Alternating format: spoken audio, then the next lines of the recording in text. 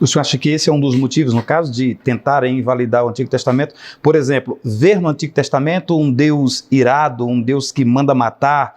Ver no Antigo Testamento, por exemplo, homens chamados homens de Deus, relacionando-se com várias mulheres. O senhor acredita que esta deve ser uma das razões de tentar isolar o Antigo Testamento? E vamos começar pela última expressão, né? Essa última expressão de homens do Antigo Testamento, homem de Deus, terem várias mulheres, a gente tem que conceituar isso dentro de uma perspectiva histórica, cronológica.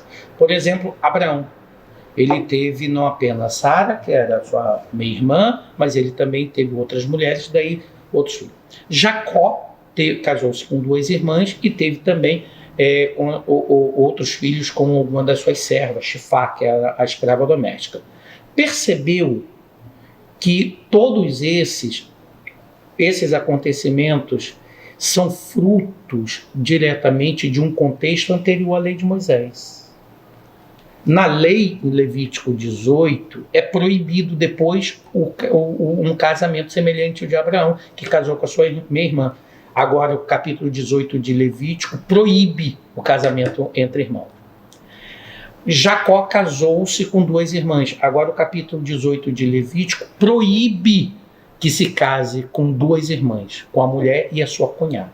Então, dentro do processo da composição da história do Antigo Testamento, tudo aquilo que nos aparece estranho no princípio, historicamente vai sendo ajustado segundo uma nova perspectiva cultural e pneumatológica.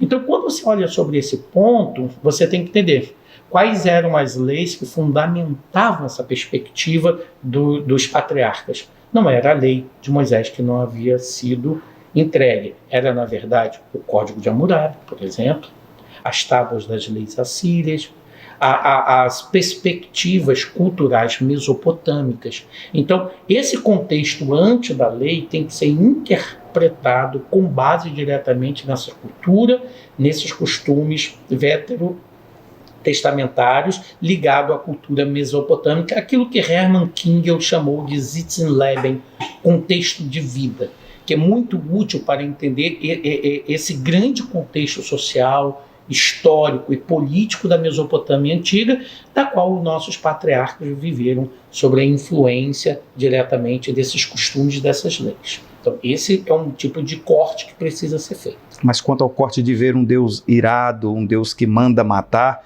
isso gera, enfim, intriga, as pessoas ficam meio que impressionadas com essa ideia de um Deus assim tão vingativo? E aqui eu vou responder essa pergunta trazendo uma afirmação. A revelação de Deus é histórica e epocal. Quando falamos que ela é histórica, porque é uma revelação na história. Quando falamos que é epocal, porque ela está condicionada ao tempo de sua revelação. Não era possível haver uma revelação de Deus com a mesma linguagem e ensino da revelação que Jesus Cristo nos deu dele em o Novo Testamento. Por quê? Nós estamos falando de uma cultura guerreira. Baal, que é um dos deuses canaanitas, ele é apresentado com espada.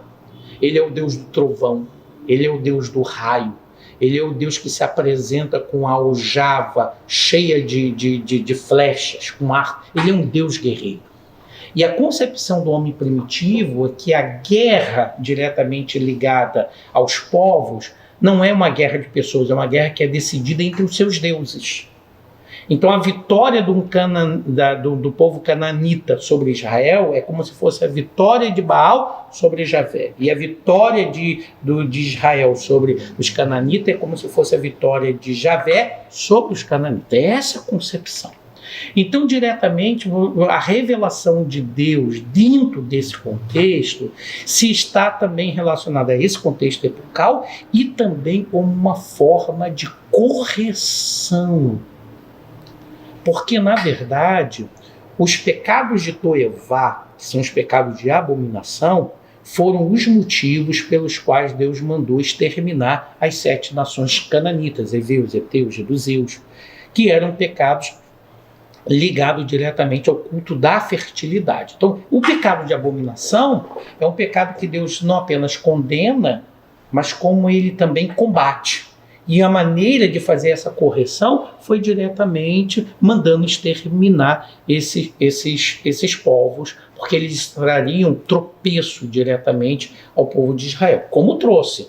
O povo de Israel fracassou na ocupação da terra e não exterminou. 9 tribos fizeram um acordo com a civilização cananeia, de tal modo que foi o motivo do fracasso do povo de Israel na terra por causa da idolatria e do culto aos deuses da fertilidade. Então, essa forma de mandar matar ali era uma forma de correção, que Deus não apenas abominava o pecado de Toivá, mas como também combatia, e Israel era um instrumento de Deus, e essa concepção que está na Bíblia é a concepção também daqueles povos.